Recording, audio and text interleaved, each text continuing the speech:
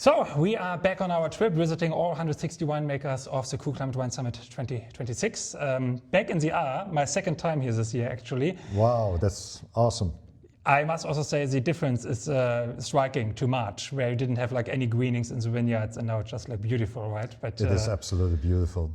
For me, the first time I was here in last year March, I thought unbelievable. First time that I visited Ahrtal, and I was so impressed about the slates and the highness of the valley and the diversity that we have here in the region. Unbelievable. And now Jan and I sitting here in a cellar, which is in the middle of a mountain.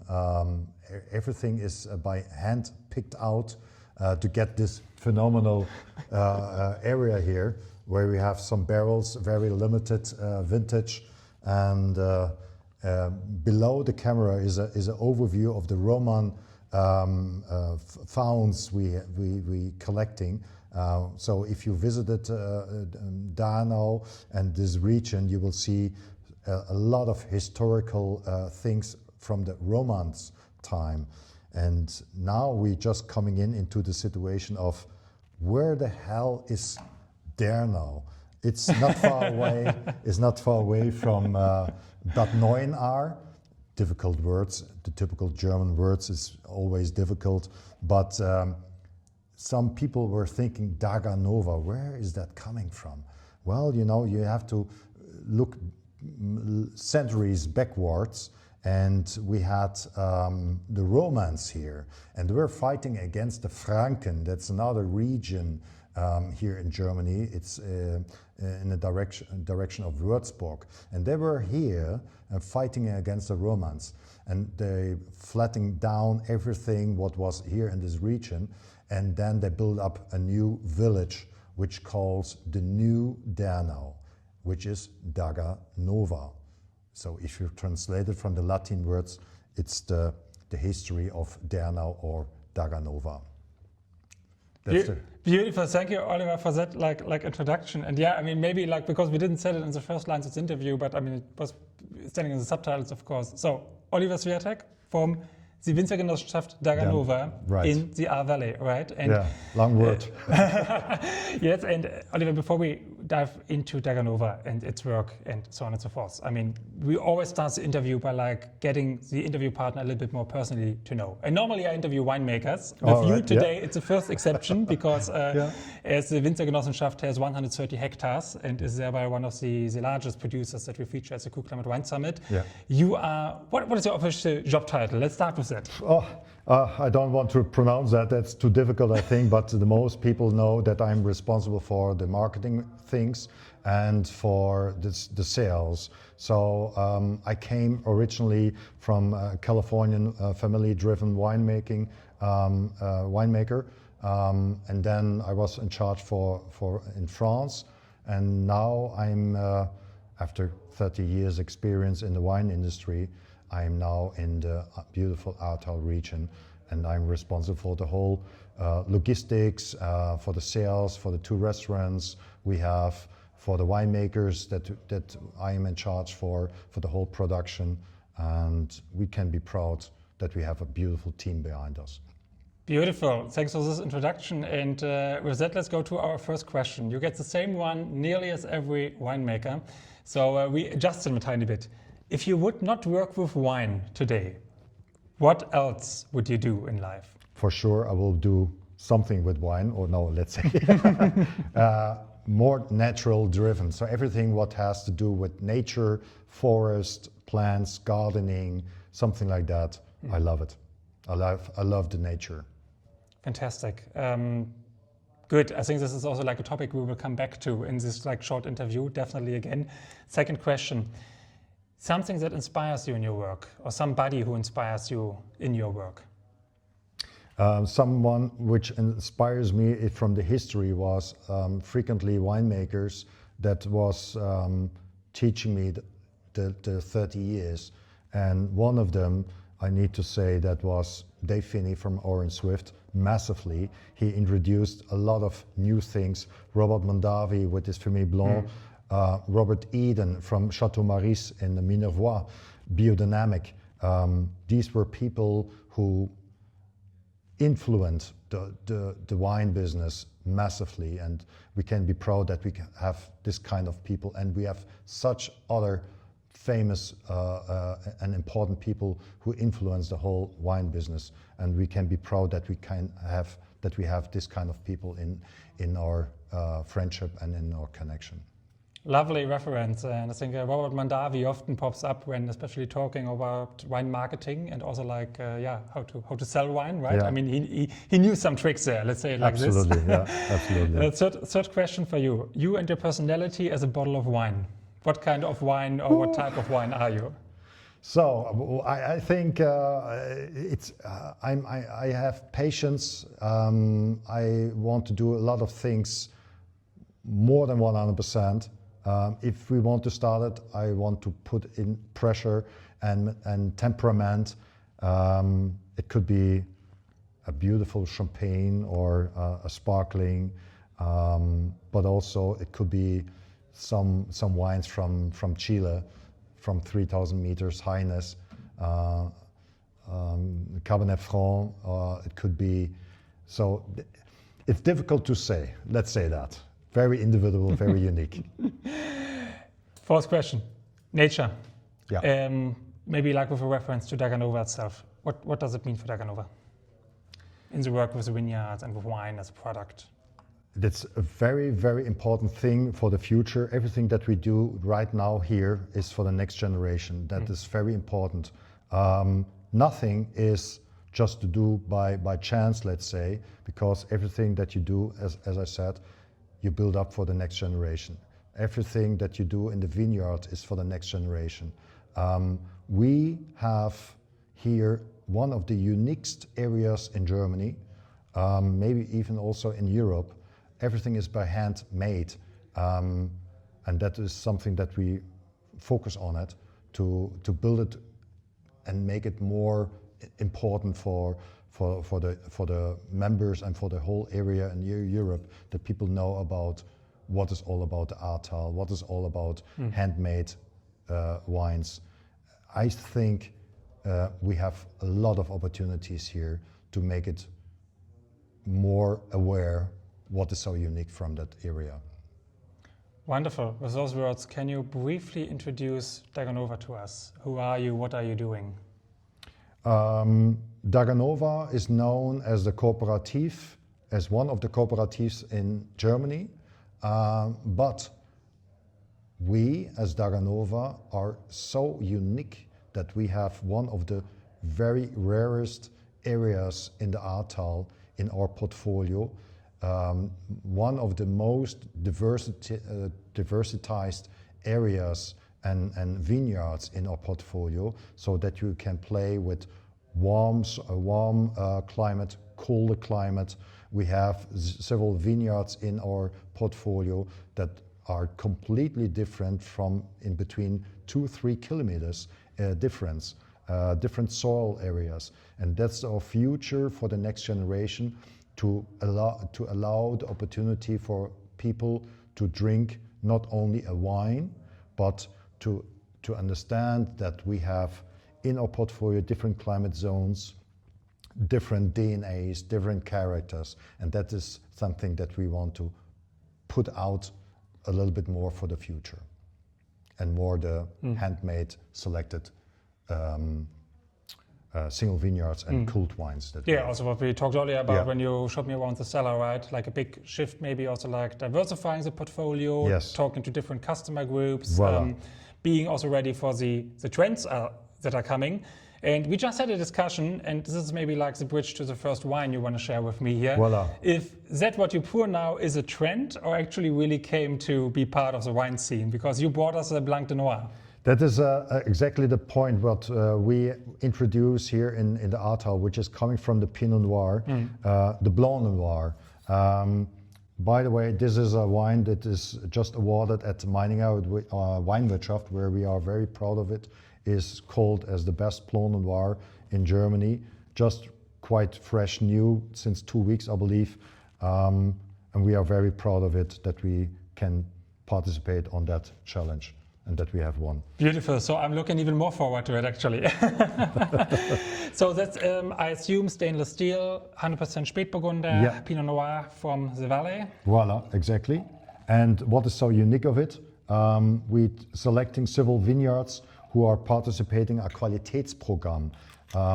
Maybe you can translate it better than I do in English. A quality program which is made specifically for the vintners who bring us the grapes.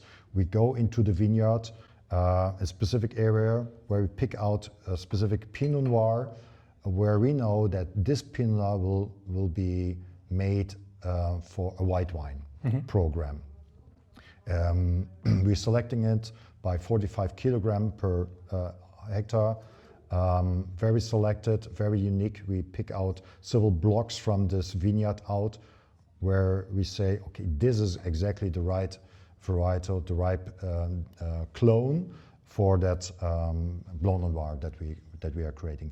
The interesting nose of it is it has a ripeness, floral, it is fruity, and if you let it stay on the table and you wait a bit, maybe 2-3 minutes, and you take a sniff again, it has a completely other style. It is playing with you. It is, for me personally, a bit of classic music, modern art. It is Vivaldi, etwa Grieg, Mozart is playing just music with you and smelling differently every single minute. So if you don't swill, just take a sniff in a glass, you smell a brightness, a nice floral complexity in that wine. Very But it balanced. has what struck me immediately is like some edge. Also like I have a little bit like urbaness, some spicy herbal characteristics without putting more like descriptors to it. And then I have something like very dampened in a certain way. It's very mouth-filling in that regard, right? I mean, for like a steel-driven Blanc de Noir, it has a lot of like substance and body to it, actually. Voila. Right? What is the alcohol? 12.5 or where are we? 12.5. Yeah? Perfect. Okay. 12.5%, and very nice ripening, very long-term ripening, not too heavy, too quick maceration. We let it down. And the easiest or the most complex version is how to get that juice from this red skin as quick as possible. Yeah? And we have very unique presses where we take this first run out of this section, and then we have a second press and a third press, and we take the first run, let's say, without smoothly pressing the first Blanc de Noir for that section, for that category. So first run, second, first press, let's say, just the normal run without pressing, and then the first press for that section Blanc de Noir. It actually, I think the urbanness comes slowly to me. It reminds me totally of strawberry mint ice cream. But not as sweet, sorbet, you know? Voila. So like when you have like a really fresh, acidity-driven strawberry mint sorbet, yeah? So I'm talking about like good gastronomy, you know? Not like cheap like Ben & Jerry's ice cream. It's kind of interesting how this goes all together, because it's very fresh, very acidic in the nose. But has a substance still. I mean, I can totally understand, honestly, why, especially in the blind tasting, like at Meininger's, this really like scores highly, because there is something in there for everybody without disturbing anybody. Voila. And this is actually, I think, what's so cool about Blanc de Noir, because it's just fun to drink. Yeah. Honestly, you have some. Well, what is the price for the bottle? It is $13.90. $13.90, okay. $13.90 on the shelf price. $13.90 on the shelf price, okay. And if you do a blind tasting, you're immediately thinking about easily 20 euros. But therefore I said like €8, maybe a little bit provocatively, because that is also something we can talk about, right? Yeah. Prices in the R. I mean, prices in the R are a catastrophe, right? I mean, you as a wine growing region, you are fairly overseen internationally. I mean, we just talked about that. Often like international guests are coming here, a lot of people from the Netherlands, from Denmark, from France, from Luxembourg, but less and less maybe even Germans that are coming, right? More international guests? It's more international guests as the Germans are coming.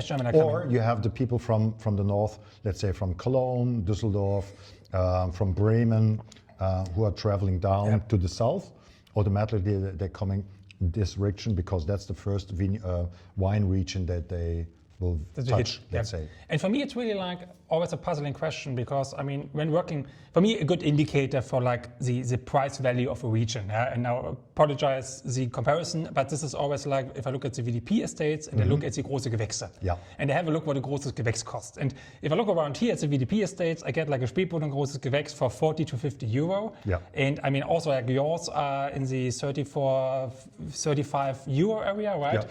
But if I sometimes go to, let's say, Pfalz, and I try to get a GG Riesling from Böcklen Wolf, Yeah. I mean, no chance at this price point, right? Voila. So this is really for me often like a bit puzzling why they are with this actually really high quality that you're providing, not many hectares, yeah, but a little bit like less known, but also this extreme hard work in the vineyard.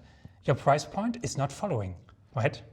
Voila, and that's exactly that we want to change, that people know what we work and what we do. So our future is we want to bring our philosophy, our storytelling into the customers via social media, Instagram, TikTok, Facebook, LinkedIn, everything that we want to play that people see a little bit more in the future as in the past, because that's the only session to bring it over to the customers and to the clients in that way. Or people come here and so storytelling and marketing and natural. I mean, always when I talk to winemakers, this always comes up like as some kind of problem, right? How do you communicate a good story? I mean, we just talked outside that for you as a Genossenschaft, it even becomes a little bit more tricky because 40 employees, 200 winemakers, like working for the Genossenschaft, right? So who is the face? Who is the one face? Today it's you, right? But for good storytelling, often, you need a concept, right? And for many winemakers, of course, it's in like this family, but for you then it's actually more, I guess, the region, the tradition that we see here behind us, right? Which is, I mean, not only great pictures, but also just great stories, right? And also the winemaking history, I mean, what you just said with the relics here, 2,000 years and plus, right? Voila. So that's the main part and the difficult thing to explain customers outside what is so unique about cooperative or a Winzergenossenschaft. And Jan, you exactly mentioned that. You have not immediately a face in front of a Winzergenossenschaft. It's a big family, let's say, of several winemakers, vintners who deliver us the grapes and etc. But the whole story is a potpourri of unique people who work for Dagernova, who brings in new ideas. So we are a big family, let's say, independent of there's one person who explained, you have to do this, you have to do that. We do that, but everything in a team. Yeah. That's the difference. And I think this is actually a very nice bridge to the second wine that you want to present. It's I take out a wine which nobody really had in the how you call it, in mind. In mind. It was not planned, at least, right? Voila. And it calls Pinot Madeleine. And immediately, if you hear Pinot Madeleine, we know that's a Frühburgunder. Yeah. And at least here in the R, we know. Voila. And this is something very, very, very unique. It's Mission Steillage. Our winemaker, Kevin Bertram, created that wine with a group of young winemakers to be creative, to do something new in compared to all other winemakers that we have in the area of Ahrtal. New, young winemakers, very unique in style of winemaking. They were willing to do something completely new, something change, to change in a new way of thinking, and that was something that they have created about. And as Kevin explained, also like a project where you try to motivate young winemakers and also vintners to do something new, right? Because that is also like what I never thought about, but Kevin explained it very nicely. As a Genossenschaft, you have a lot of people growing grapes for you that might have no clue how to make wine.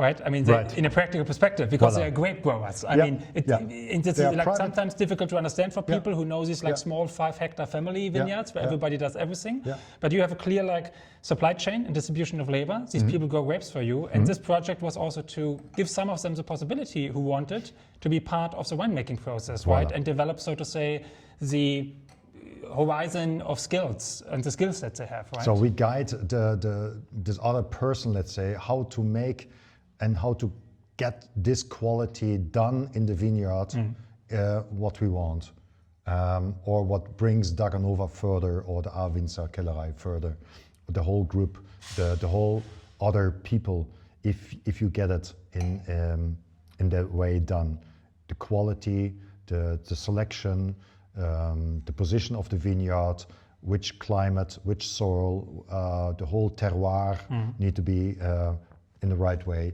And Kevin Bertram and team are visiting frequently all the members of the corporation in the vineyard and tell them what he can do to make it better. The selection of the grapes, to cut out the leaves in the right time, when the harvest will be the best position, etc. And Madeleine, Pinot Madeleine as a Frühburgunder, we have also the Spätburgunder as a Mission Steillage, and the Blanc de Noir, which is much more spontan yeasting, more complexity, different style of the other Frühburgunder that we have. It smells and tastes completely different as the other Frühburgunder we have in the portfolio. I mean, the spontaneous is definitely clear in the nose, which I very like about it. Frühburgunder in general is, in my opinion, an underrated grape variety. I mean, absolutely. Yeah. If you are a sucker for like rustic, animalic, and a little bit underripe styles of red wines, and I mean, for Pinots, I really like the style. Therefore, I like, for example, the Polish Pinot Noir so much. So it always come a little bit like greenish, you know. Yes. Or the 2019 in Germany was also like this. Everything was just like green, and this I Voilà. personally love it. Cap Franc, we just talked about it. One of my favorite grape varieties. And I really appreciate this personally in Frühburgunder. But this was very, lovely. It has this like campfirey smokiness, some bloody aromatics, some cranberry touch to it, some hibiscus touch. Yeah, so all the reddish aromas are more like in this like rustic, etchic, Voilà. acidity-driven character. I think it's really beautiful, actually. It's really fun in a bottle. He wants to show you what we can do in this Ahrtal region. He's for me personally a kind of a ZZ Top. Yeah. Hard rock. He wants to show you something. And then we have also the Vivaldi, Etwa Krieg Mozart. Very silent. He's breakable, very elegant. That's, for example, the Frühburgunder. Yeah. Completely other soil. It's warmer region. Here you have slate. You have Steillage, we call it. Yeah, steep slopes. Yeah, Steep definitely, slopes. yeah. Very complex. That's character. That's DNA. That's something what Ahrtal stands for. And I really like that in regard also like as a kind of eye-opener and invitation to say sometimes, honestly, let's face it, in the industry, we are all like a little bit snobbish, and a lot of people who are too deep in the industry have a misconception of Genossenschaften. And probably the 80s and the 90s in Germany did not contribute positively to it. But we just talked to Kevin about, Kevin is like, how old is Kevin? Like 30? Yeah. 29? I don't know, totally young-spirited winemaker, well-educated, has a lot of ideas. And you walk me through the portfolio and I'm like, yeah, okay, you do the normal stuff. Yeah, you do the stuff for the everyday customer who does not want to spend 20 euro a bottle. But then you also have the total high-end profile. You experiment with Gris de Gris unfiltered. You have Riesling from the cement egg. You have these like young winemakers, terroir-driven single vineyards. You told me you basically are some of the ones who can work with every terroir in the R, like in single vineyards. Exactly. So I think it's also like important to sometimes remember that the Genossenschaften, and this is what you explained at the beginning of Dagernova, who see the future, who want to have a strategy for the next 20, 30 years, right? They have to offer a lot for consumers and also for the advanced wine drinker. Yeah, I think the way that we change some things right now is because we are coming from another vision. Yeah. We are coming from a private, great, enormous wine company from California, from France. I have brought in this experience, And if you work, let's say 30, 40 years in one vineyard, then you're getting blind somewhere. And I think with this new concept, with this new idea, you opening the winemakers and say, wow, great! I can work with Oliver Swiatek, new concepts out. That's great. We create new Cabernet Mythos. We discussed a couple of minutes ago. We are creating every year something new to make it possible that people are talking about new concepts. Like Robert Mondavi with Blanc did. Exactly. You know, he was creating completely something new, which was completely not possible to think about. But we are now open to create something new. We are creating new ways. We are open. We are open for new things because that's something that Ahrtal is looking for. They need that. Yeah. New things. Beautiful summary and bridge to our last question for you. So Oliver, 5 years from now, where are you and where's Dagernova? I think I'm getting old here. In 5 years, I see Dagernova as a winery which is bringing in new ideas, new concepts that other regions in Germany will help to get it upwards with wine. That wine is not only a wine that you buy for $4.99, but that you buy wine which is culture, which is history, which is aromas, taste. It's a very unique good that you have in your hands.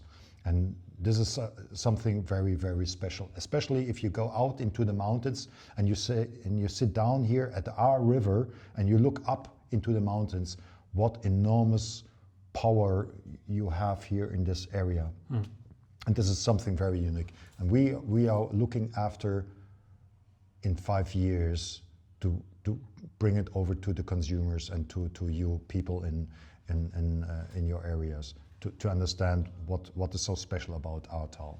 I love it. That's a very good summary, I think, and also like one of the reasons why the Ahr region is like it's not only important for us as a co-client, but actually one of our media partners, the Ahrweinverein. We have, I think, now 8 or 9 different quality winemakers from the Ahr signed up for January. So I'm very happy for like a broad representation of these beautiful wines, so people can experience it at the Cool Climate Wine Summit in Copenhagen in January. I'm looking forward. We're looking forward to see you there, definitely. Cheers, Oliver. Prost. Thanks.